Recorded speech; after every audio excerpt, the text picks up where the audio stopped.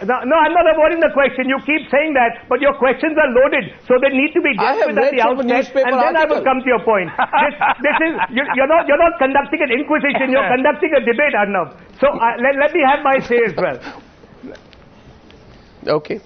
All right. Now let me say this. You're absolutely right.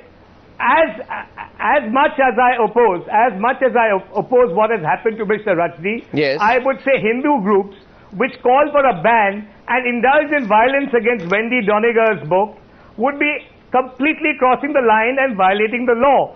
But you have to give anybody whose sensibilities and religious sensibilities in both these cases, see, that's the thing, affected, they have to be given a right to protest so long as it is within the limits of decency and non-violence. But Mr. Jethmalani, as much as there's a right. But Mr. Jethmalani, if I may ask a question. I'm listening to you. Yeah, thank you, Mr. Jethmalani. As part of my continuing inquisition of Mahesh Jethmalani tonight, I would like to follow up by asking you that, Mr. Jethmalani, why are you trying to treat this as an isolated instance or some hypothetical situation? Why don't you take a position on it? The fact of the matter is this, that there was no act of violence in the Jaipur Literary Festival. There was nothing done which crossed the line. In fact, nobody even lifted their finger. And there was this kind of a reaction. I agree with you. Arnav. I don't know why you're creating a straw man. I mean, I honestly don't know why you are creating a straw man and putting me up as somebody you can then demolish. All I'm saying is that Rushdie has a right to freedom of expression. Where it crosses literary license, people have a right to protest. Wendy Doniger... That's what happened here.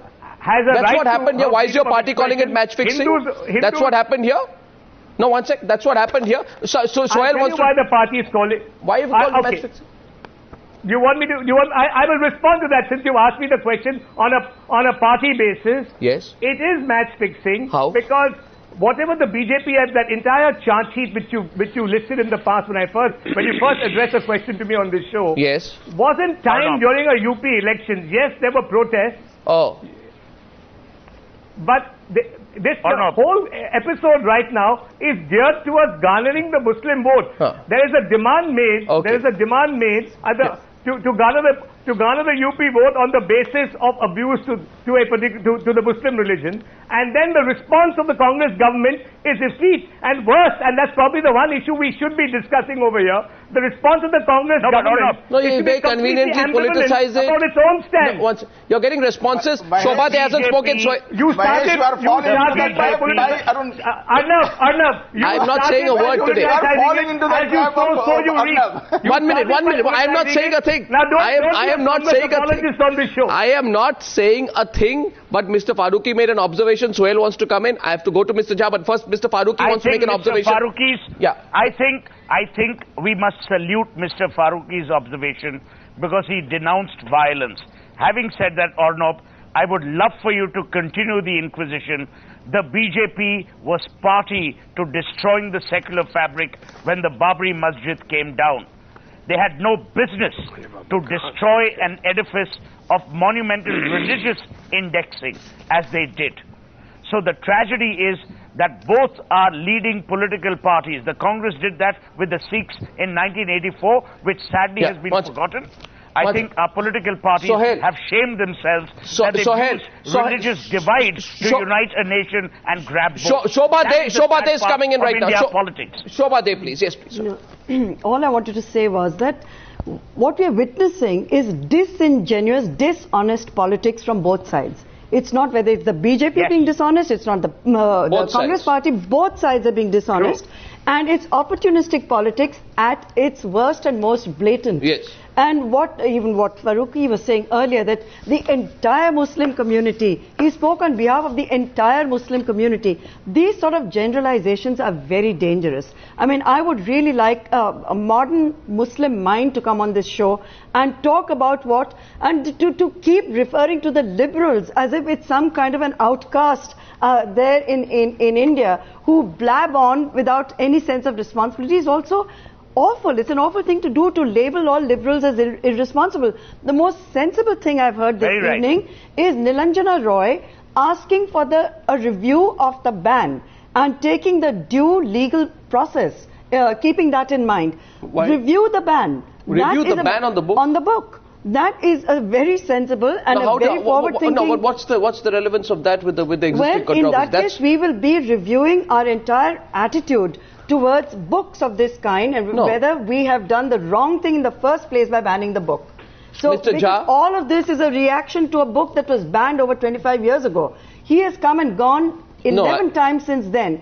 Why aren't we questioning the ban itself? I mean, that's where it all starts. No, because I think, as Mr. Jha said, you know, what Mr. Salman Rushdie did 25 years back is probably something he ought not to have done. India decided this. Two individuals decided it, Rajiv Gandhi and Khushwant Singh. And that's what set the whole ball rolling. Mr. Jha, I mean, the ban on the book itself is something that I question. But Mr. Jha, everything that's come has been a consequence of that ban. Mr. Jha, I'd like you to come into what Shobha they just said, sir. Yeah, I think that I don't want to be misrepresented in this. Let me be very clear. Salman Rushdie wrote this in 1987.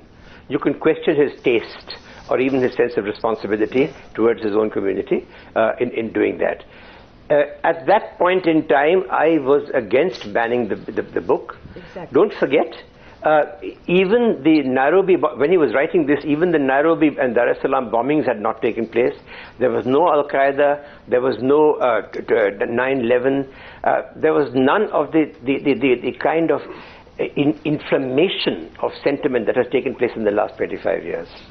But if Salman were to write that book today, and or anyone were to write a similar book of abusing the mother and sister of the Prophet, and if something were taken as abusing the mother and sister of the Prophet, I would most definitely ban it today. I'm sorry I have to say that. Yeah, but I mean, there are limits to the freedom of speech. Freedom is not anarchy. Remember that. Yes, I think I think you're absolutely right. I think that's a great point. No, so tonight, great point. So tonight, I'd like to go back at this point to Kamal Farooqi and Dr. Tasleem Ahmad Rahmani. Dr. Rahmani, take this question tonight. That you see, now it's become a question of the prestige of our democracy. That's the way this is being looked at. If tomorrow Salman Rushdie is not allowed to address the conference by video conference on a video link, won't you also be embarrassed somewhere that we allowed something like this? He should not be, because he is the culprit who has heard the sentiments of a largest community. And today, the other question, whether he addressed the video conference or not, the other question is much more important, that he is being used to tarnish the image of a particular community of this secular democracy. But what has he done? And he has been used but what has he done? For the election. No, 1 second. Shobha Desh putting a question. To win an election. Please name the individuals of the party. We don't want to be a scapegoat. And we understand very well, the community understand very well that the Congress and other political parties are playing a game, and they want to try two things with one stone. That number one, to tarnish the image of the Muslim community, and number two, to gain the power in Uttar Pradesh. Dr. Rahmani, we understand it fully. They must not. Dr. Rahmani, what are you misunderstanding? Dr. Rahmani, political party, that we will be trapped in this kind of web anyway. But Dr. Rahmani, you are contradicting your own argument. Dr. Rahmani, with all respect, you are demolishing your own argument. What contradiction? You are demolishing your own argument. You are demolishing your own argument, Dr. Rahmani. Bit with Rahmani. I said that we don't want to be trapped in the politicians. Arnab, I would like to differ with Mr. Rahmani most respectfully. I would like to say, if at all, because Salman Rushdie has been making the video conferencing all over the world. Yes. If he's making it right now also, it does not, because he's writing the books, he's making books released, etc. We have no problem. But I'm only afraid he should not again use the same kind of hatred on the video, so that the problem may not arise again. Bang on. If he is doing it, if he is explaining his point of view, I don't mind. All his statement right now are for that. Please, Masad, this should not be used against the Muslims again. That we have nothing to do with this. He is organizing it, let him organize it. But at the same time, who will control him? Who will control that? He must give an undertaking that he will not hurt the sentiments of anymore. Suppose he starts reading the whole book again on the video. Snap the link. Snap the link. That is my question to you. I want to come in here. Arnab. One second, I let in Prem Shankar Jha comes in. Chetan Bhagat, welcome to the debate. Prem Shankar Jha wants to make a point first. I go to Mr. Jha. Yes, Mr. Jha. Give him the chance to explain himself on video, for God's sake. I mean, he was 25 years younger then. Don't you think on this occasion that we should give him a chance to have his say? No, but I agree with you, Mr. Jha. Give him a chance to explain. He may completely end this whole thing. Give him a chance to speak. He's a decent human being. He's a Muslim. He's a world citizen. He's an intellectual. He knows what's happening. And give him a chance to speak, for God's sake. I give a chance to speak to Mr. Jethmalani, please. Yes, Why Mr. Jethmalani as well. Mr. Jethmalani. In 1987. Mr. Jethmalani. He should apologize. No, but why are we presupposing that he's going to be saying something inflammatory tomorrow? And in this techno age, you'll be able to access it no matter what. If you cut the video link, it's going to be right there. I'm just completely both appalled, petrified and extremely worried and intrigued at the fact that here is a person, I'm sorry to say this, who was making news more for his personal life than the quality of his literature. I've said this many times, who suddenly become the last custodian, as if we were all Indians hanging to Salman Rushdie's coattails to save our secularism. Mahesh Jethmalani, please. Mr. Jethmalani. Yeah. Arnab, look, you painted the BJP with the same Congress brush, and since you've called me here as a BJP leader, I must actually tell you that one of the great liberals in this country was Atal Bihari Vajpayee, and his response when the book of Professor Lane, a book which I happen to defend in the Bombay High Court, when it was thought to be banned by the Maharashtra government, he came out with that famous quip, the response to a book is a book. And the BJP stands by it. I say that's our response. It is too late though. It is too late, as Shobha Dey says, unfortunately, to turn the clock back on the ban on Salman Rushdie. And to some extent, I just hope Salman apologizes for Babri did border on the